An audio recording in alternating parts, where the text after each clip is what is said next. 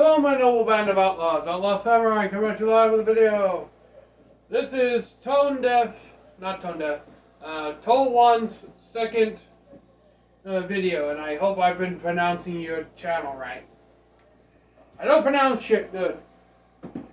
Well, I figured while I still had everything out and ready, I might as well finish up both of those videos back to back. So what I have here is the Nanabuka Chosukuri, and what I'm going to be using is my hole punch and my hammer to show you, Tone 1, how to disassemble your katana. At least this is the way I do it. Now, what you want to do is you want to do it on a sturdy, stable surface. Something like a good table. What I like to do is basically put it to where the little knob here, the koigata, is facing me. And then I will line up my hole punch on the makugi hole here. And hold it in place with my thumb and index finger while my ring and middle finger act as a kind of catch for the makugi peg. And it's just a few little light taps. And boom. Now this is a makugi peg. Sometimes they're tapered, sometimes they're not. On cheaper swords, they are not really tapered. They're pretty much just snipped off and hammered in. But on swords like the Hanwei and other higher end blades, I have found that the pins are actually tapered. Now here, the makugi peg near the tsuba is always the easiest one, in my experience. Now, what we want to do is flip the katana over so that the little knob, the koigata, is facing down. And same basic process. Line up our punch, get our fingers ready to catch, and we just gently tap it out. Sometimes you'll have to hold the sword up against your body. Usually I'm doing this on a bar stool with the blade out of the saya so that it can lay flat. Now, traditionally, you're supposed to be able to hold it like so and give it a few good whacks and the suka pop off. On mass production swords like this, that's not always the case. So the best way I have found, in my experience, is to pinch grip it like you're going to half sword it near the habaki. And just on both sides of the tsuba, just lightly give it a few good persuasive taps, and the suka core comes off. Sometimes the tsubas will slide off as well, other times they won't. This tsuba is actually fairly decently, the hole for the nakago, or as I believe it's in Japanese, the nakago oni, is actually relatively well fitted to this.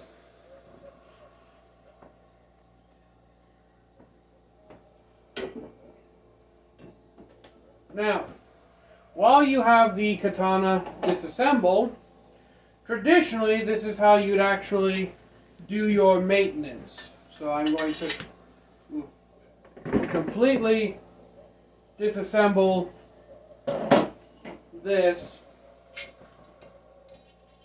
to show you. The habaki. A little added feature that I see on historical swords and not so much on mass-produced ones is that they actually have a little slit in the habaki for this shoulder to rest on.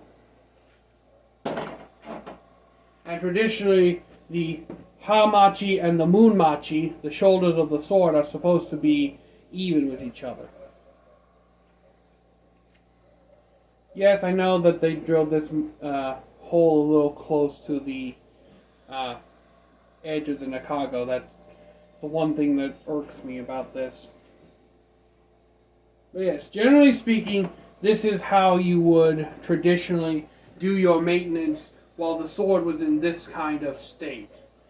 This is how the polishers would generally polish the blades, and how you would generally do a thorough cleaning of the sword to ensure that no water or anything else, well, in the ancient world, blood, but in our modern world, water, fruit juice, etc., got down into the cracks and crevices of the sword.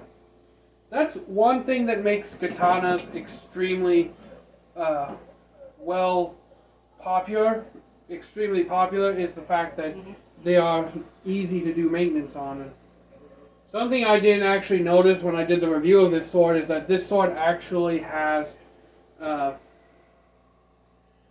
the Suka core actually has a curve to it. Here's the Suka core. Now, generally the Fushira is supposed to be able to be pulled off like so. And I, in my further investigations, have determined that this is not a structurally devastating crack, since it appears to only go down to where the shoulders of the Fushira meet the Suka. Just a moment. But yes, this is generally speaking how you would do proper traditional maintenance. You'd take the sword completely apart, you'd clean it up, you'd sharpen it in this state.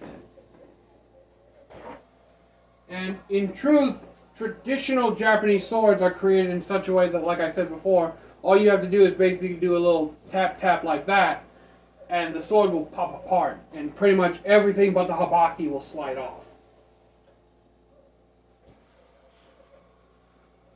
There's a little wipe.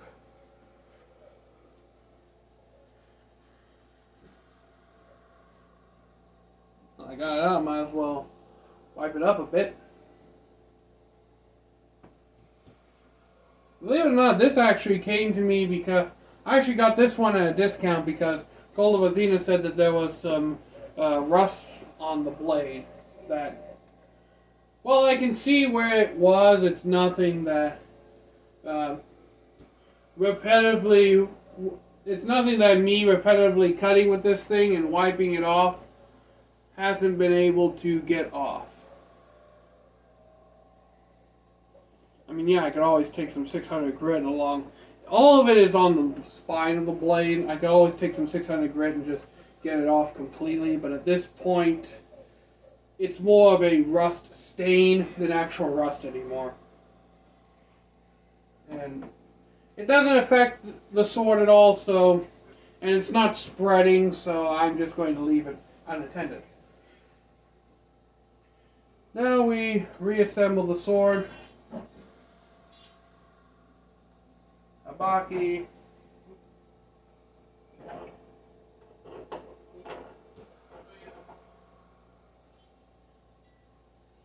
Seppa.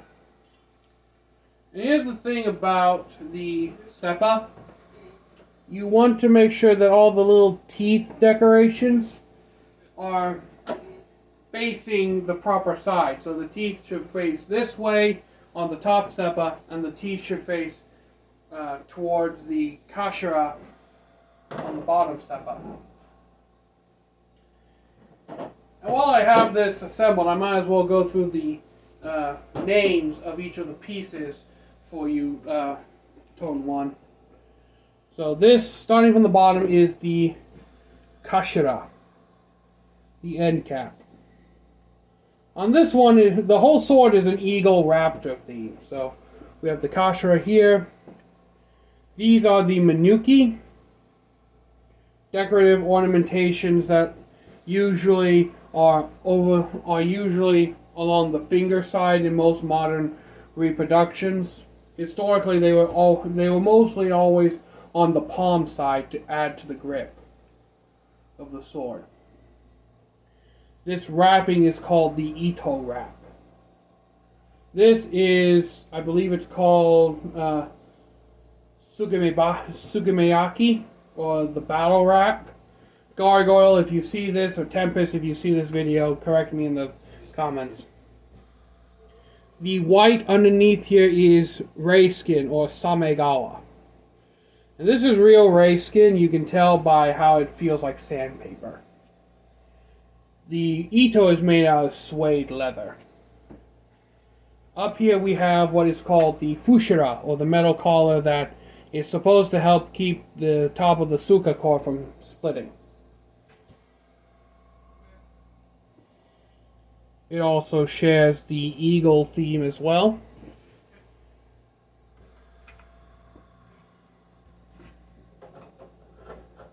The little washers that go on here are called seppa.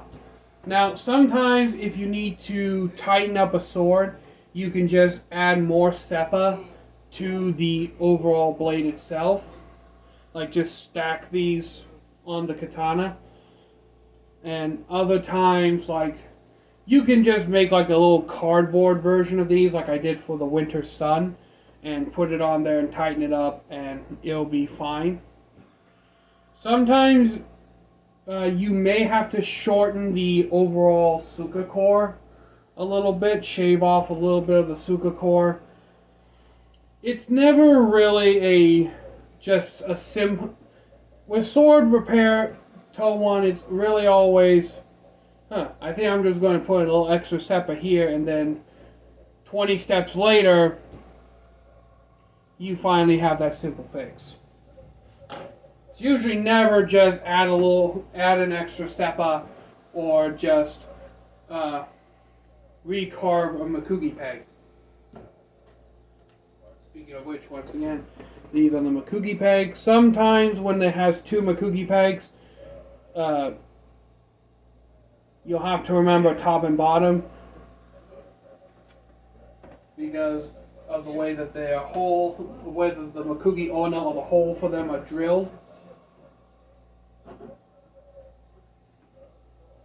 Next we have the Suba, again, raptor eagle theme. This is the Habaki, and the tang is called a Nakago. The blade, we have what is up here called the Yokote line, which is this line right here, that distinguishes the Kisaki, or the tip, from the rest of the blade. You have the Ha, which is the edge, the Mune, which is the spine, and again, Habaki.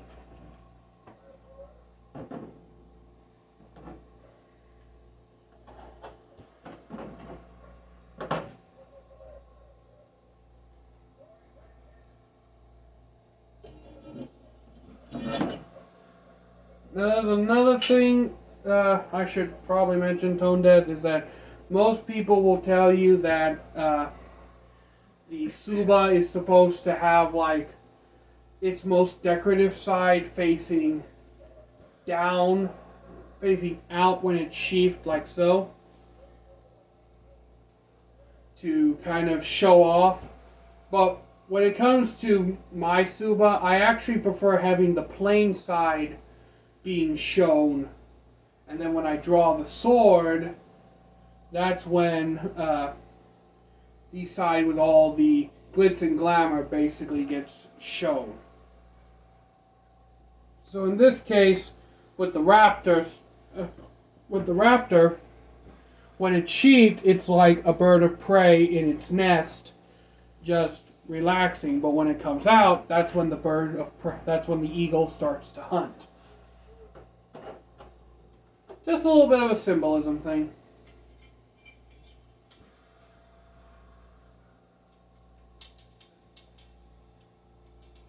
Now, I will tell you this, sometimes these swords will come with little wooden spacers as a means of tightening up the sword grip. Now, traditionally,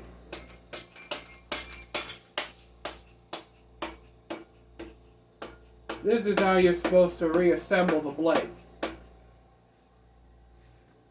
But I like to just give it a couple of good little whaps with the tip in a wooden block to really make sure everything gets reseated nice and tight and snug.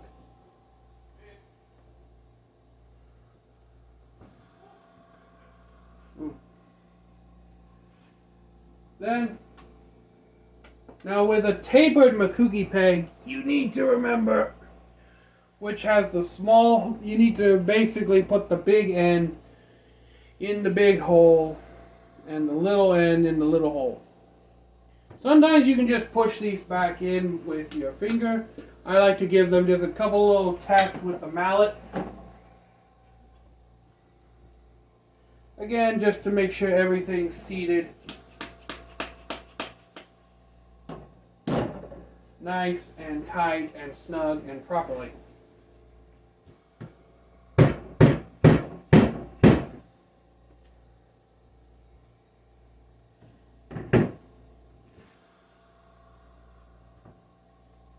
And there you have it. I hope you enjoyed this brief little explanation on how to take your sword apart and pretty much a run through of the basic katana parts and words. So, with that in mind, until next time, my noble band of outlaws in Tone 1, Outlaw Samurai tells all y'all be crazy rednecks who safe use your weapons, and if any of you out there have some spare PVC pipe lying around, I might suggest you create this, which is what I like to call my Suba setter. Basically, you put this down the Nakago of the katana at the tip of a wooden block and hit it and whack it a few times, and it perfectly aligns the Suba with the Habaki so that you don't have to keep pounding on the Suga core to reset everything every time you take the sword apart. And one last thing I should say, don't take the sword apart a whole lot because doing that can weaken the fit over time. You don't really want to take the sword apart unless you have to. Just a little bit of word of advice on that. So until next time, my noble band of outlaws, Outlaw Samurai tells all y'all be crazy rednecks, be safe use your weapons, and I'm out. Peace. Yes, Happy Outlaw is back.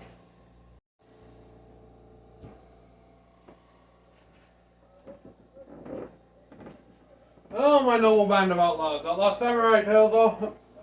Fuck. Blooper.